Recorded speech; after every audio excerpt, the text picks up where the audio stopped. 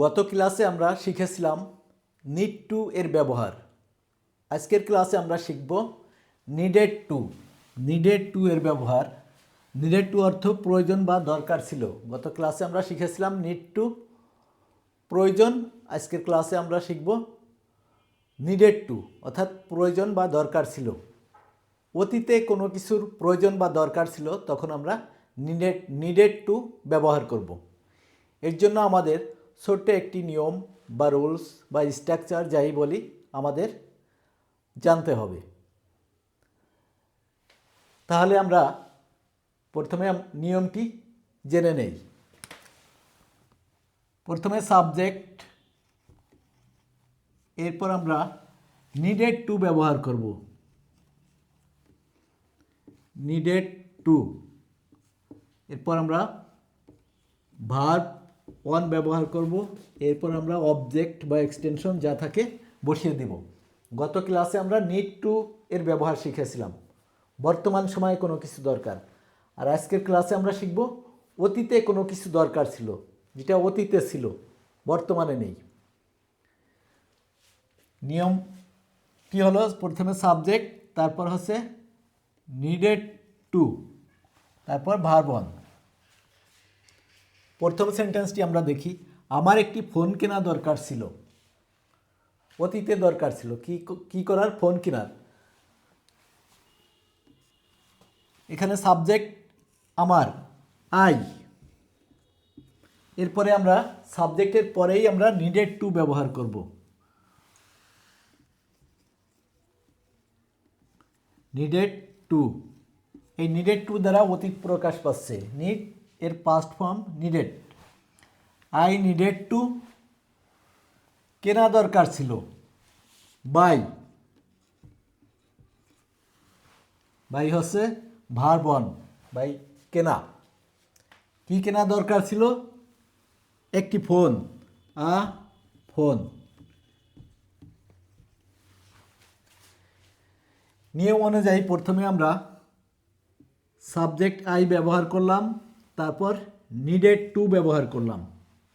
এরপর আমরা verb one by ব্যবহার করলাম, তারপর এক্সটেনশন বা বাকি অংশ বসে গেল। I needed to buy a phone, আমার একটি ফোন কেনা দরকার বা প্রয়োজন ছিল। দ্বিতীয় সেন্টেন্স দেখি। তার হাসপাতালে যাওয়া দরকার ছিল।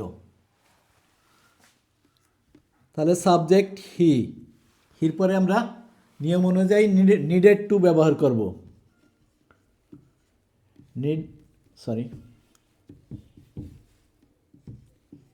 নিডেড টু, কি করা দরকার ছিল? হাসপাতালে যাওয়া দরকার বা প্রয়োজন ছিল। আই নিডেড টু গো, যাওয়া দরকার। আই নিডেড টু গো, যাওয়া দরকার ছিল টু হসপিটাল।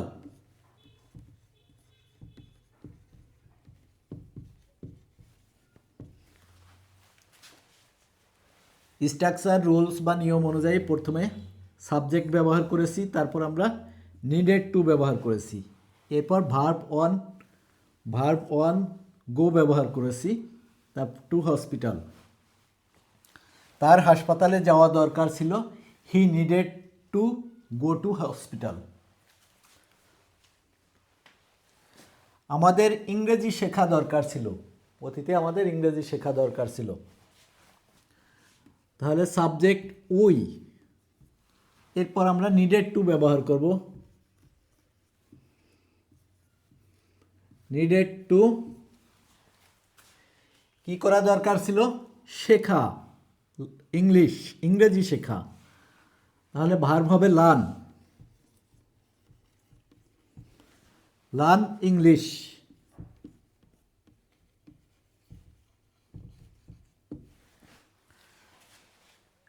নিয়ম বা রুলস অনুযায়ী প্রথমে সাবজেক্ট, তারপর আমরা নিডেড টু ব্যবহার করেছি এবং ভার্ব ওয়ান লার্ন ব্যবহার করেছি এবং English. We needed to learn English, আমাদের ইংরেজি শেখা দরকার বা প্রয়োজন ছিল। ওয়ারিশার ঘুমানোর দরকার ছিল। সাবজেক্ট ওয়ারিশা, এরপরে আমরা নিডেড টু ব্যবহার করব। নিডেড টু কি করা দরকার ছিল? ঘুমানোর। ভার্ব ঘুমানো, ভার্ব অন হচ্ছে স্লিপ।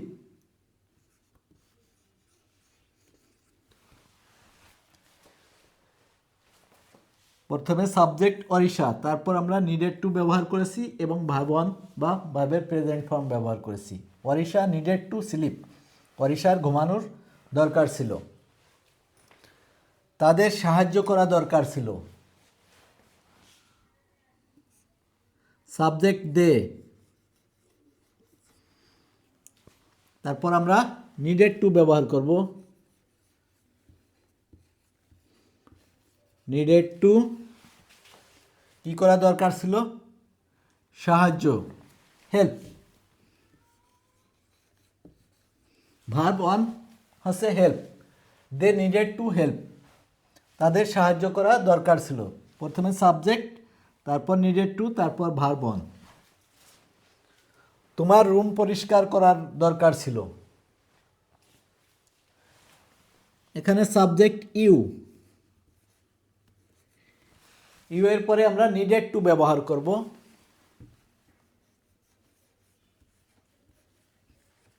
নিডেড টু কি করা দরকার ছিল? পরিষ্কার করার। ক্লিন, ভার্ব হচ্ছে ক্লিন।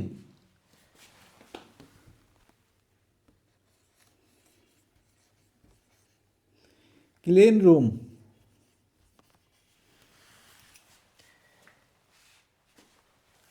প্রথমে সাবজেক্ট ইউ, তারপর আমরা নিডেড টু ব্যবহার করেছি এবং ভার্ব ক্লিন ব্যবহার করেছি এবং অবজেক্ট রুম।